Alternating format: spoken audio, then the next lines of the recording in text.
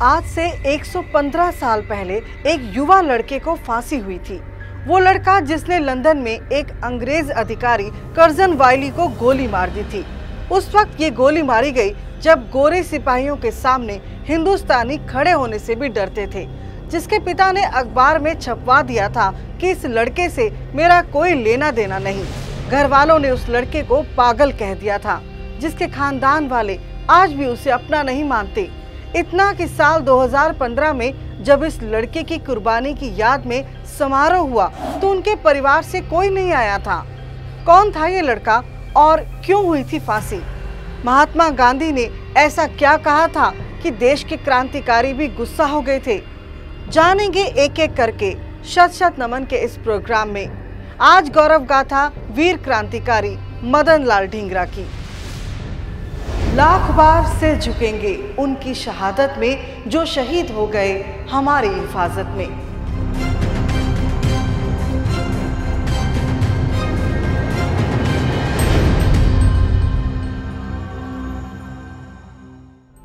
नमस्ते जी, मैं हरप्रीत कौर आप सभी का स्वागत करती हूँ।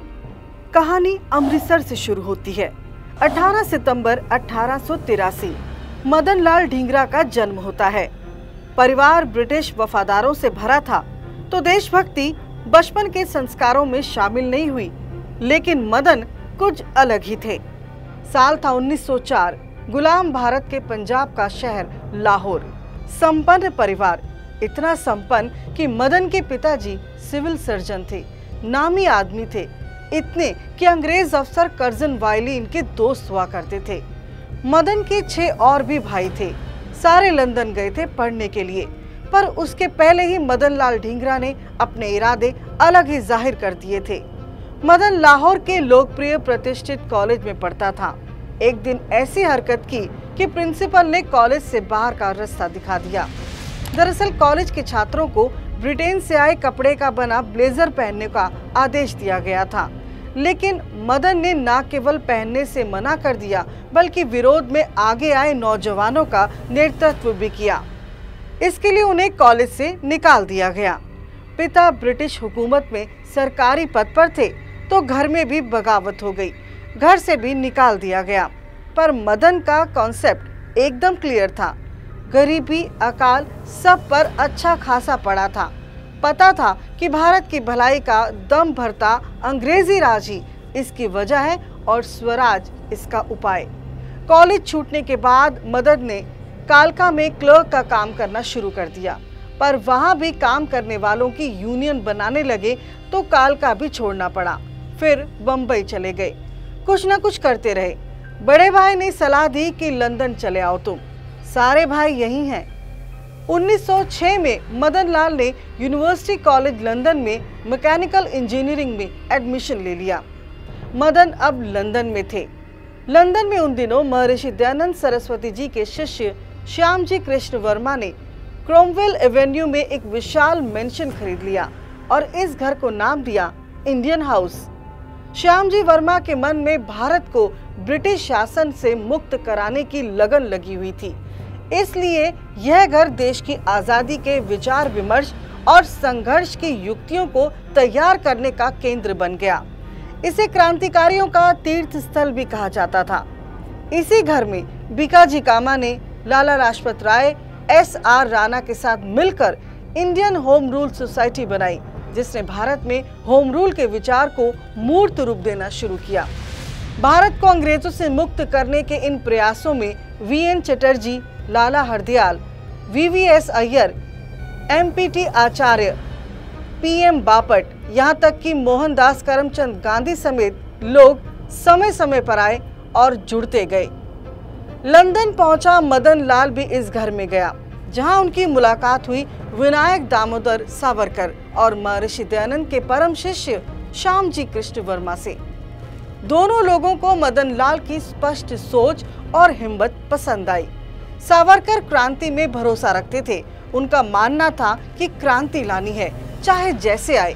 ऐसा कहा जाता है कि सावरकर ने ही मदन लाल को बंदूक चलानी सिखाई और अपने अभिनव भारत मंडल में जगह दी। इसी दौरान बंगाल का विभाजन हो गया और इस विभाजन ने देश के लोगों में काफी गुस्सा भर दिया था।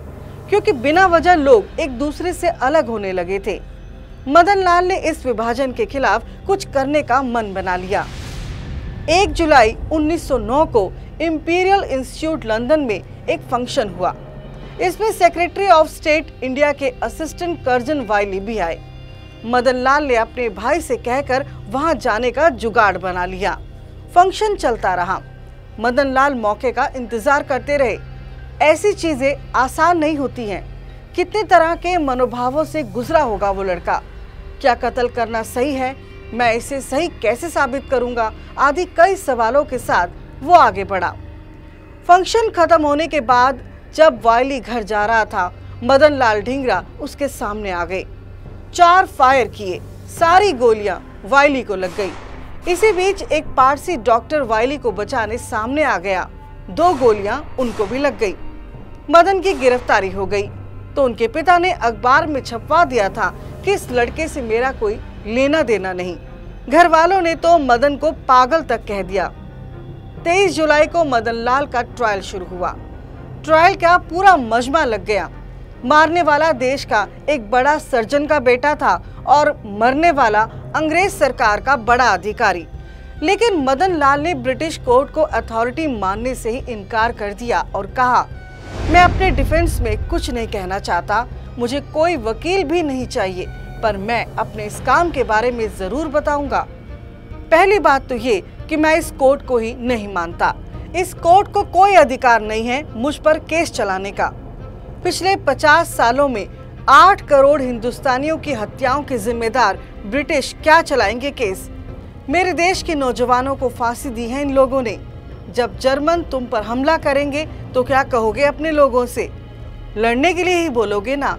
वही मैं कर रहा हूँ। जब तुम्हारे लोग जर्मन को मारेंगे तो देशभक्त हो जाएंगे, तो मैं क्या हूँ?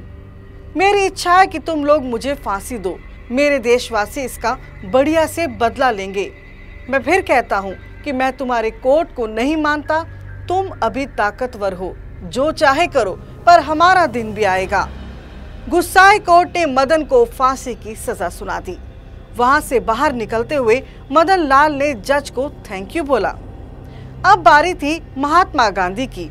तो मदन के केस में महात्मा गांधी ने भी अंग्रेज सरकार का ही पक्ष लिया।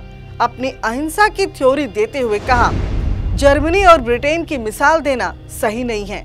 लड़ाई में ऐसा होता है, इसका मतलब ये नहीं है कि कोई भी कहीं मिले उसे मार दो।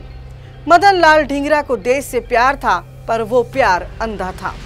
17 अगस्त 1909 मदन लाल की फांसी का दिन था। फांसी से लोगों को उम्मीद थी कि मदन को पछतावा होगा, लेकिन मदन लाल तो मदन लाल थे।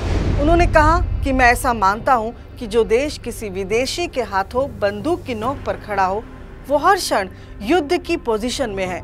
यह एक ऐसा युद्ध है जिसमें हमारे पास हथियार नहीं है, तो जो मुझे मिला मैंने उसी से हमला कर दिया। ना तो मैं अमीर हूँ, ना मेरे पास बहुत ज्यादा बुद्धि है। मेरे पास खून देने के अलावा कुछ नहीं है, वो मैंने कर दिया।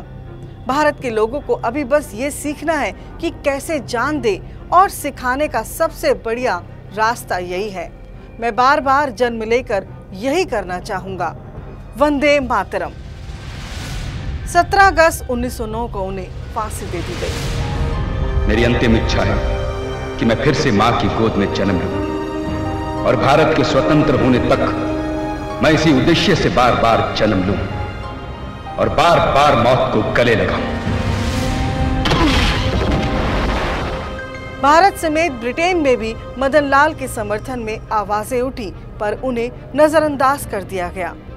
मदन लाल ढींगरा को पेप्टोविले की जेल लंदन में फांसी पर चढ़ाया गया। यह वही जेल थी जहां शहीद उधम सिंह को भी फांसी दे दी गई थी।